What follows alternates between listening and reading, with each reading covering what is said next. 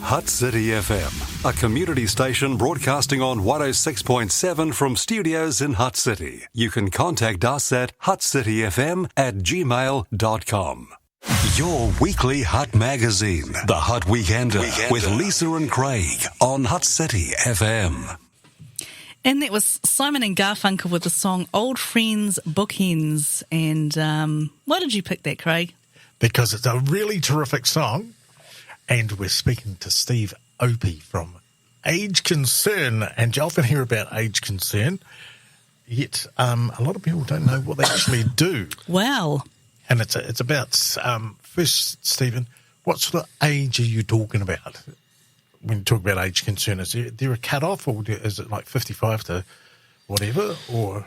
Good morning, Stephen. Good morning. Good morning, yes. Very task-focused. Good, Craig. But good on you. morning, I'm a Stephen. task-focused person Okay, too. no thank yous then. No All hellos. good. No, it's great to be here. I really appreciate being able to come along and share a bit more about our mahi at Age Concern. Yeah, we essentially are 65 plus, except for Māori and Pacifica, which is younger. Okay. So, yeah, that's our sort of cut-off, I guess, for our programs. Absolutely. And you're a support service would be a correct way to describe what you do? Yeah, we essentially do support seniors. We want to see them thriving, being engaged in the community, being connected. You know, that's our vision. We want to see seniors really having a great life, being happy.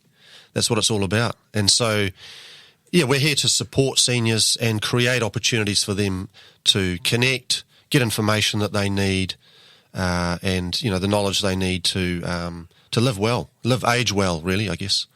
Is your organisation, Stephen, an advocacy group, would you call yourselves? Or No, really? we're not really an advocacy group, although we do have a national office. Right. So shall I tell you a bit about the structure, how it works? Yes. Yeah. Well, By do all you means. want to say a little bit about yourself? We kind of ripped straight into Okay, things. we're task focused. Sorry, I'm just all all right. flowery and all that. Me. Yes, but you're the head honcho. Well, they call me CEO, Yeah. yeah. It's a kind of a grand title, which I'm not too keen on, but it is what it is. Sometimes it opens doors, which is useful when I need to go and build relationships with government or councils or other businesses, etc. Yeah, so you want the full story? Yes. I was born and grew up in Palmerston North, actually. Okay. And when I was 8, I went to live in Tonga Okay. for a couple of years with my family. And, you know, that was a bit of a culture shock, obviously, but my mother says I assimilated pretty quick, learned the Tongan language just by hanging out with Tongan boys. So, and then when I was 10, moved back to Auckland and, you know, moved around and ended up in Christchurch for my second half of my high schooling years, and then Canterbury University and Polytech there, and came to Wellington about 2000. In 2000, actually, I came to Wellington. Okay. And worked at Dimmock's bookstore, which was on great bookshop. Lambton Quay and Willis Street on that corner there. Yes. Yeah. That was a great store. I managed a department there and had a lot of fun. And then I moved into charitable work. So I've been working in charities for about 20 plus years now. Wow. So and joined Age Concern actually in the middle of the lockdown in 2020, the first lockdown we had. Oh, wow. Very challenging time for a lot of people, but it would have been real challenging for the elderly folk too. Oh, it was a big challenge for seniors. And, you know, we often say that COVID, you know, obviously had, you know, a terrible impact on the whole world and on New Zealand, and many people have passed away, and it's had a big impact on the economy. We know all that, but there's been some positive things actually, which is around shining a light on seniors and how important it is that we keep seniors connected. You know, and a lot of the information, we were talking just before about digital exclusion. A lot of the information was pumped out in a digital format. You know, and we were getting calls every day, what's happening? Some people didn't even know what was going on. Yeah. So it was a really challenging time. And especially that seniors were told to actually stay indoors longer than most of the population. That's right. Yeah, because we're the vulnerable population. Yeah. So their lockdown was a lot longer than the average person's lockdown. Yeah, and that was a bit of a controversial communication from the government, and I think they reversed that a bit later on. But seniors did, I guess many did feel they had to stay home. And there's still, believe it or not, there's still anxiety in the senior population about COVID. Numbers of our programs have been down in the last 12 months, particularly, because of that. There is some of that anxiety that's still there. Yeah, and I think, Stephen, that goes across the whole population, but especially for seniors, because I have a disabled son, and he doesn't want to go out because COVID's out there. You know? And I said, look, hey, it's like a common cold now. Yeah. And that's how people need to look at it. But there's still people that are, I call it hermetizing themselves. Yeah. Like, I'm not going out there. That's right. Yeah. We know of people who are isolating still for 3 years. And my parents are seniors up in Auckland, and I talk to them all the time, and they've been really worried. And Dad only just got COVID recently, so they've been trying to avoid it as best they can for 3 years. And now they're stuck with the floods that they've had as well. Whether they were affected by that, I'm not sure, but that would have affected a lot of seniors as well. Absolutely, yeah. All on top of each other, the pandemic and the floods and things going, and other issues, cost of living and all that sort of stuff. So, and a lot of seniors do live alone. That's right. So, and there's that concern too that they don't, if they isolate themselves, they don't necessarily have that ability to communicate with people. That's right. Yeah, there's about 5,000 seniors in the Hutt Valley living alone. Okay, that's quite a sizable amount. That was the 2018 census. So 5 years ago, that will have ballooned, I think. I would imagine that. And then talking about the census, we'll talk about that a bit later on. We will. Because that is coming up. Is that this year, Stephen? March 7, excuse me. Oh, a few weeks away. March 7, it's literally 3 or 4 weeks away. Yeah, you will receive in the post some information on about the 15th or 16th, actually next week. Okay. I was going to say we haven't received anything, haven't anyone knock on the door saying you need to register. So we'll get to that in just a moment. We'll take a quick break and we'll be back right after this. It's the Hutt Weekender on Hutt City FM 106.7. And that was the Beatles, When I'm 64, so slightly a bit younger before we get the seniors, 65 plus. If you've just joined us, we're speaking with Stephen Opie from Age Concern, and you're going to say something, Stephen, as I said. Oh, just thinking, when I'm 64, you get a brochure from Age Concern. Oh, do you? Yeah. Okay. Yeah, you should. I think everyone in New Zealand should get a brochure from Age Concern in the letterbox when you turn 64. Get ready. There's some great services that are on offer. Oh, that's good. That's a good thing. Is that something you give them when they get their Kiwi Saver? Yeah, maybe. The government super. Should be in the pack. Wow. Yes. Yeah, I think that'd be great. Yeah, there should be a pack, actually. Yeah, I think it's just the application form. There should be a pack about what services are out there. Yeah, gold card, things like that. Grey power. Total mobility card. Exactly. All the stuff you can access. Yeah, gold card, free bus, train, if you can find one. Right, let's stick to the task at hand. So, Stephen, you've talked. You manage in your capacity for Age Concern Wellington as CEO. Now, how many people sort of make up your team? Well, that's a good question because there's two parts to the team. Okay. There's my awesome staff team. I've got 7 amazing people who are just so passionate about seeing seniors thrive, wanting to end loneliness, wanting to see seniors connected and enjoying life. They're incredible. They inspire me every day, and I love doing my job and helping enabling them to do their job. So they're all part-time. Okay. Also have a contractor who delivers a Staying Safe refresher driving course as well. And the other part of that question, of course, is our volunteers, because we couldn't deliver all that we do without our 250 volunteers. Wow. Yeah, so they're very much part of our team. We essentially, some of my staff are volunteer managers, and they manage big teams of 60, 70 volunteers. That's their sort of portfolio. And those volunteers, we recruit, train, nurture those volunteers, and they go off and deliver the services in the community. And again, just like my staff, they inspire me as well. They're really amazing people who give up so much of their time just to form friendships with older people who are isolated and lonely. It's amazing. I can appreciate as a volunteer and as a part of the organisation, it's very rewarding work. Yes. Yeah, that's why they do it. And, you know, it's not always easy, but they do find it very rewarding. And often, you know, we're matching... Our volunteers range from 18 years old, up to 80s, in their 80s. And Our clients are mostly sort of mid-70s into the sort of mid-90s. And sometimes, you know, a client will pass away. And, you know, we like to say to that volunteer, okay, we'll take some time just to reflect and have a break. And often they'll come back and say, yeah, can you please match me with another person?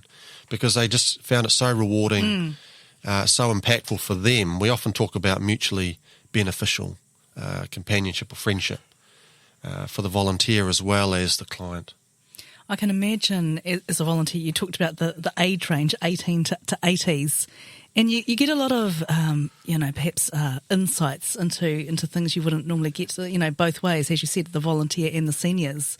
That, you know, a perspective of someone in their 20s will be quite a contrast to someone in their 80s. Absolutely. Intergenerational connection. Yes. And a lot of the younger volunteers, you know, might be sort of 20s and 30s.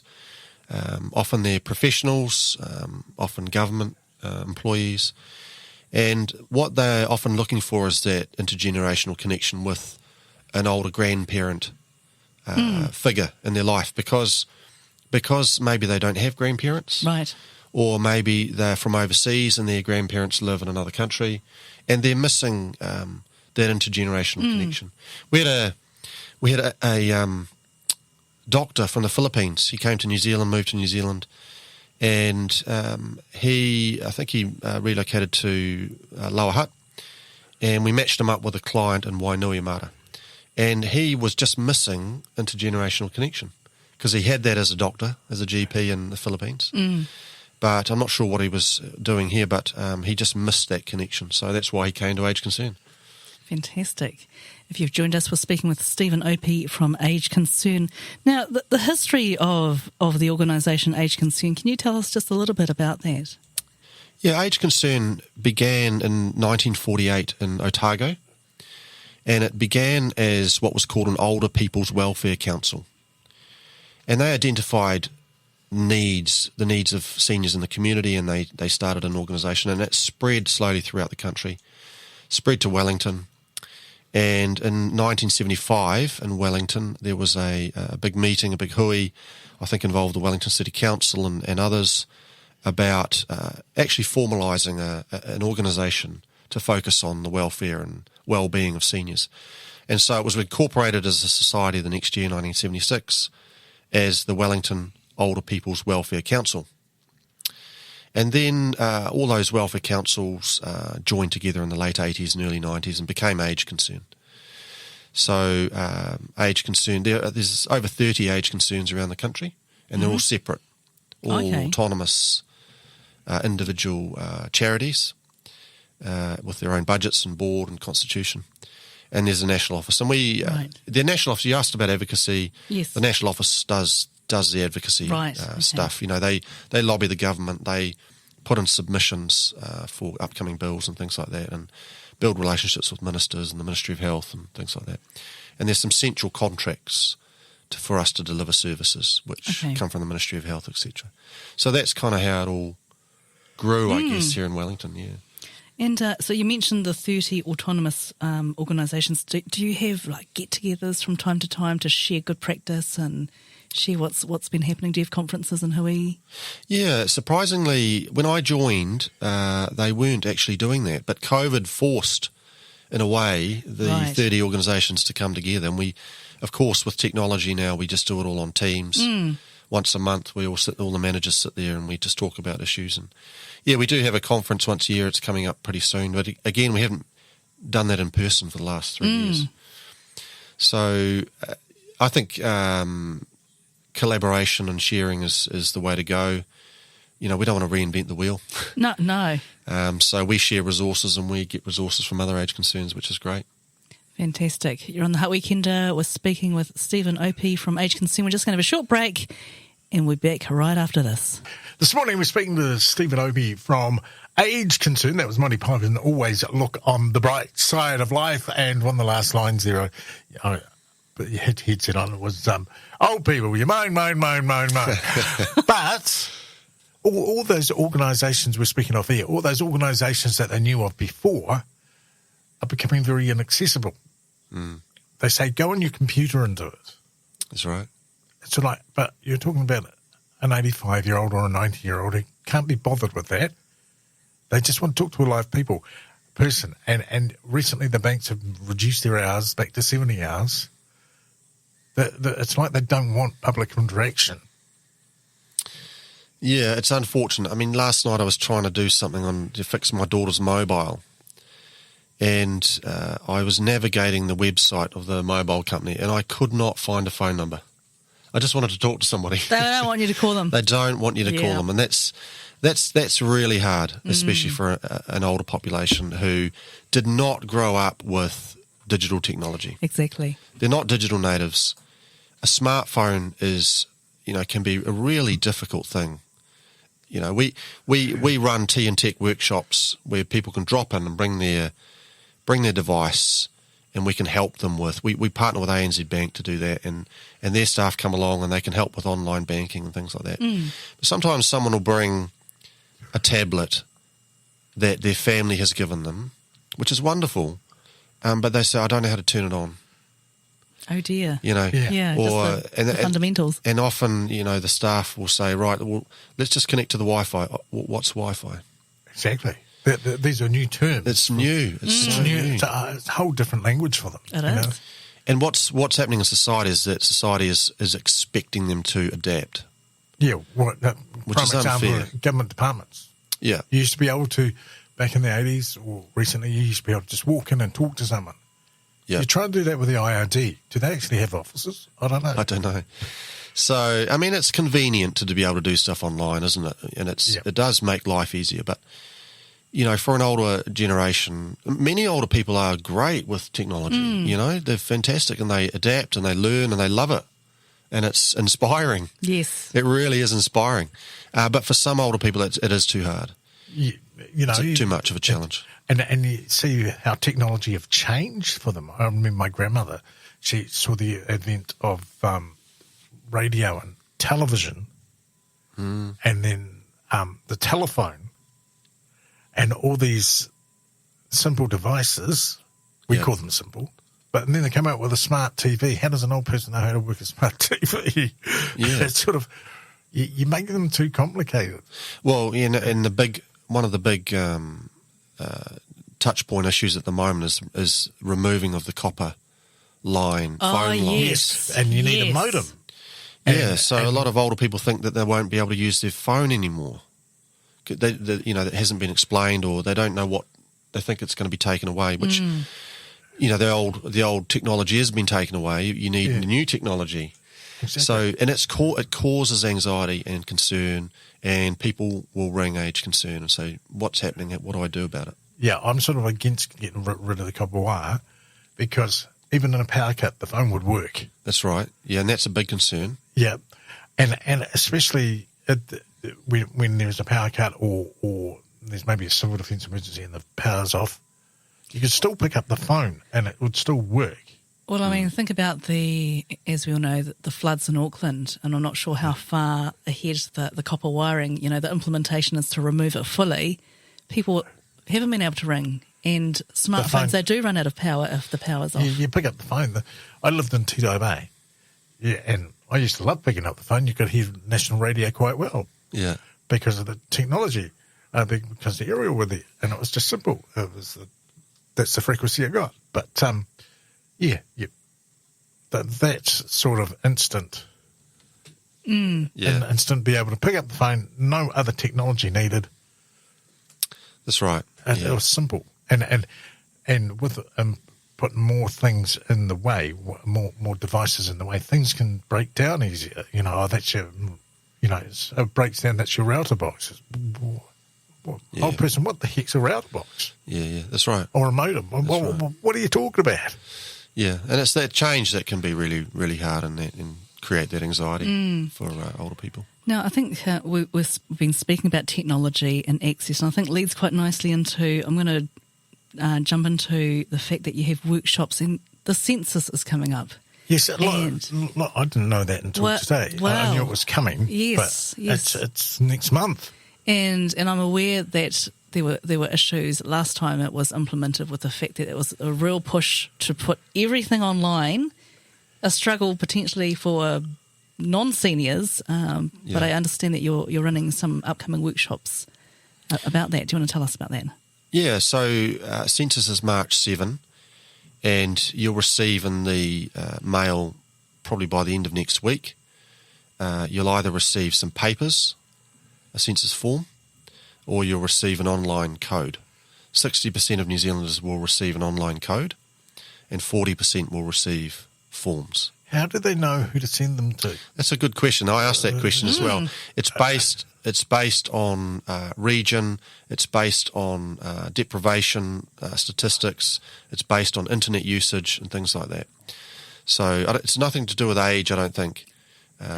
Craig, you will not get one.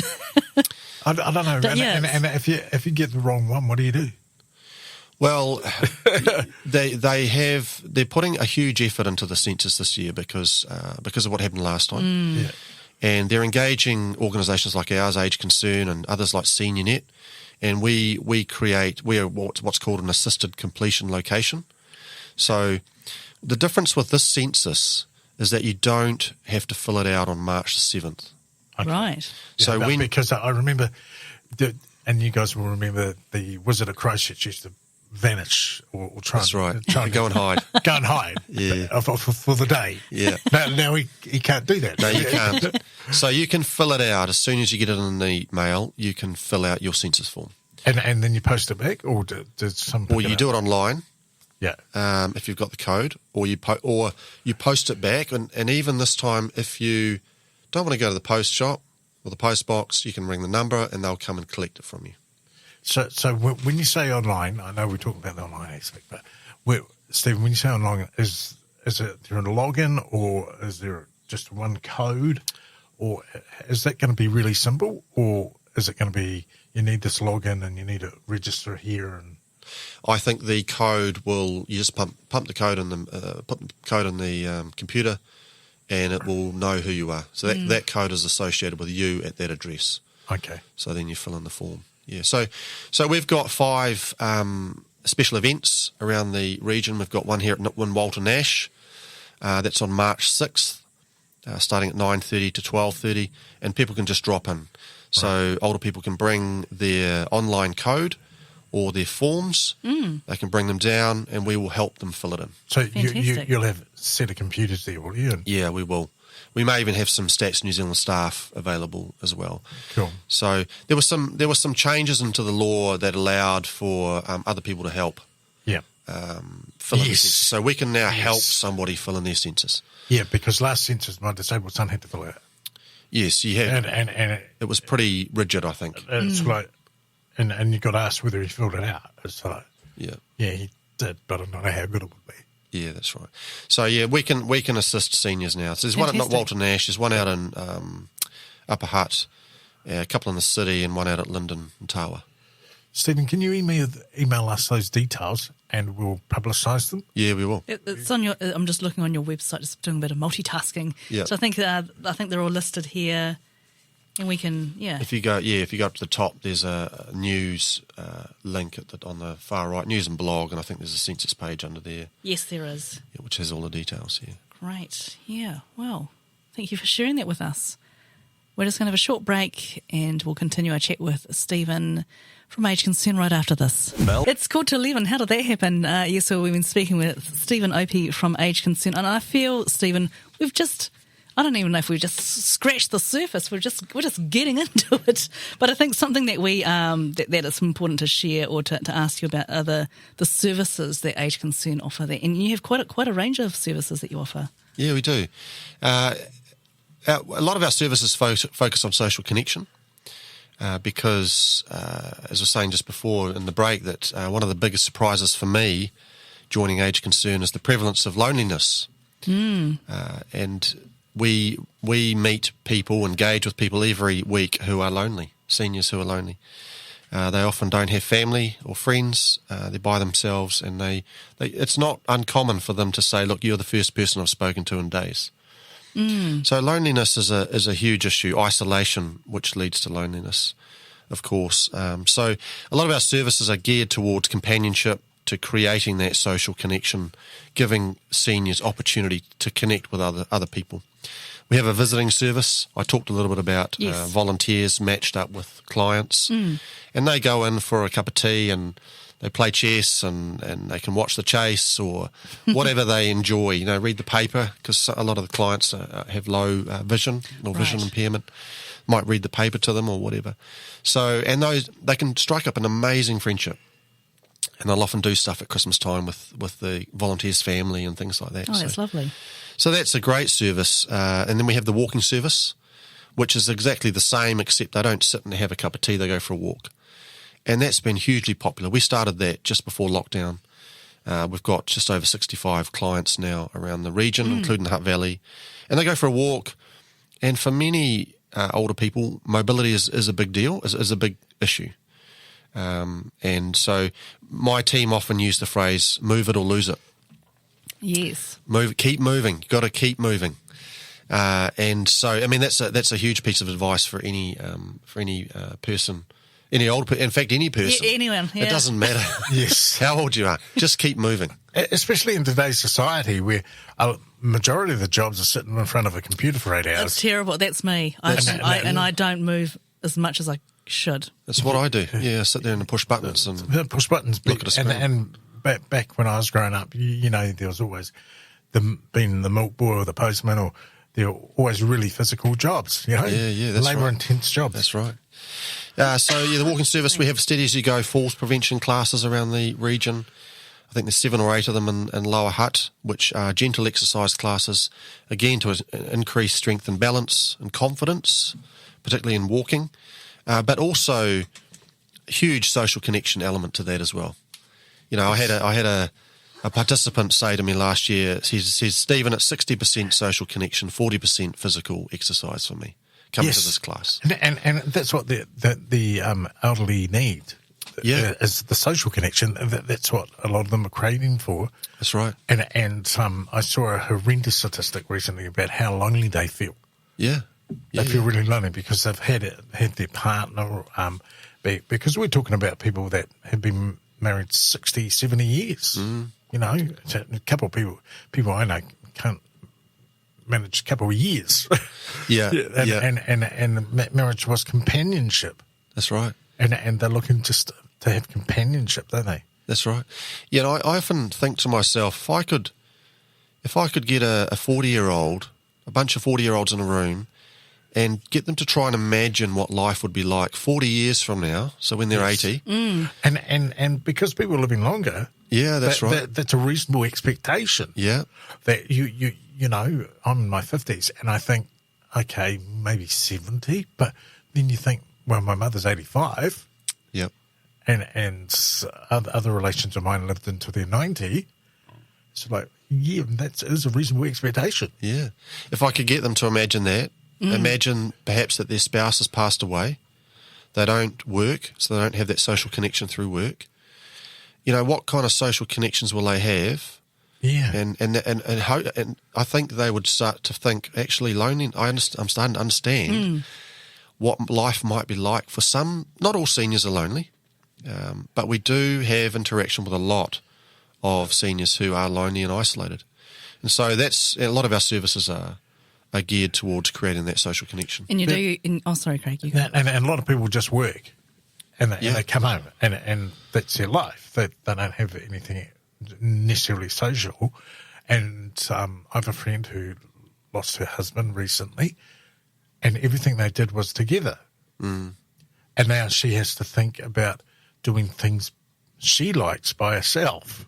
Yeah, it's a huge change. And not 50% of what they did was what he wanted to do. Yeah. Necessarily. So you've got to fill that with something. Yep. And people sort of just, whether that they find it too hard, I'm not sure, but people just step back from that and say, well, what do we do now? Yeah, that's exactly right. And we've been encouraging her, go and do your own thing. Yeah, yeah. You know, you go and have social interactions with other guys and stuff, you know, because it's companionship you're looking for. I think you've got to have social connection. You know, the Retirement Commission last year talked about how much money you need to retire, which is good because it gets people thinking about saving. But there's more to retiring than just needing money. You need social connections. You need people around you. You need networks. Networks, yeah. You need to be connected into people. Yeah, other people. And that's where Age Concern can really help. You know, we can create those social connection opportunities. It's like, you know, I belong to a group, and if someone doesn't turn up, what's happened to them, you know? Yeah. Are they okay? Let's ring them. Yeah. And see if they're okay, and do they need help, or do they need... That's right. Things they're doing, you know? The other service that we've just started recently is called Advanced Care Planning. So we're partnering with Te Whatu Ora Health New Zealand on advanced care planning, which is helping seniors plan for their end-of-life care. Exactly. So giving them a voice. Or if you suddenly had a stroke, what would happen? Yeah, so the idea is that we've got a coordinator who will go into someone's home and help them do that planning. It's a free service, amazing opportunity, and it gives an older person a voice in what happens to them when they can't communicate. Yes. In the health system, how they are cared for. But because I know Steve and I have these conversations with my 85-year-old mother. She's well, she lives in her own house, she's doing really well. But if you got ill, what do you want us to do? Yeah, you need to put the plans in place. But, you know, no. And, you know, when you go, what do you want us to do? Yeah. You know, we don't want to do something you don't want to do. Exactly, yeah. That's right. And a lot of people don't have those conversations, and then something happens, I wish I talked to them about that. Exactly. And so the advanced care planning process, which is a nationwide initiative from the health system, it's been out for 10 years or so. Okay. It's a model, and you step through that process. You talk about your funeral. What kind of funeral would you like? Yeah. Even difficult. I mean, it's not easy. You know, talk about things like where would you like to die? Would you like to die at home? Yeah. Or do you not mind? Does it matter if you're in the hospital? Yeah. So, you know, and the advanced care plan, when they go to hospital, it comes up on their record on the computer, and the doctors and nurses have to read the advanced care plan. It's like what they do at the rest home with no resuscitation. Yeah, things like that. So plan. So it's something they've decided. Yep. You know. So, and of course, enduring power of attorneys and things like that, which are really, really important for seniors to have in place, to get those things in order so that the family and the health professionals know what that person wanted. And who they need to talk to. Yeah, exactly. And who's able to speak for them. Yeah. And I know my mother's a real planned person, so she did that about 20 years ago. So everyone knows what they need to do. So, Stephen, just something that popped into my mind. So these are great services that you do offer at Age Concern. I'm just thinking about the cultural perspective. Is it something that's taken into consideration? Absolutely. When you're dealing with diverse groups, and sometimes dealing with some of these conversations may have a bit of a cultural sensitivities. Do you think? Absolutely, particularly with advanced care planning, very culturally sensitive process, and you know, effectively our coordinator's role is to listen and to help record what that person wants. And I know there's work being done. Actually, I had a meeting in Porirua the other day with someone who's on a board working with Te Whatu Ora to create that advanced care planning process in Samoan. Yes. You know, I know it's already in Māori, but you know that's where we want to be able to offer these services and programs in culturally appropriate ways.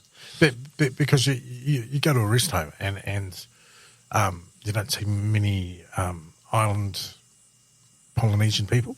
Yeah. And even Indian, and they have a different way of dealing with all that from us, we Europeans. So from how we deal with it. And that's what they take into consideration, don't they? Yeah. Yeah, different cultures treat their older population differently. Yeah, they do. And we've been doing a lot of learning and discussing with various agencies in Porirua about Pacifica seniors and how connected are they into the community. And often a Pacifica senior will be living in a family unit, yes, and connected into a local church, which is great. Yeah, and so I know people in that sort of community, and one member of the family, it's their job to look after them. Yeah. That doesn't necessarily mean that they don't experience loneliness. No, it doesn't. Especially when the grandkids go off to school, kids go off to work during the day, and they're by themselves. They're by themselves during we the do. week, all day. So yeah, it's really interesting to me to learn more about how different cultures treat their older population. Yeah. You're on the Hutt Weekend. I was speaking with Stephen Opie. We've only got 3 minutes left. How did that happen? It always happens on our show. I know, so much to talk but about. It's really good we can have guests for as long as we've got them, because we cover a lot of things. Absolutely. That people need to know about. Now, what can we squeeze in 3 minutes? I had a range of questions. Do you want to talk about how the public can help with age concern? Would that be something? Yeah, that's a good question, actually. I've got one before that. You got one before that? Yes. How is it funded?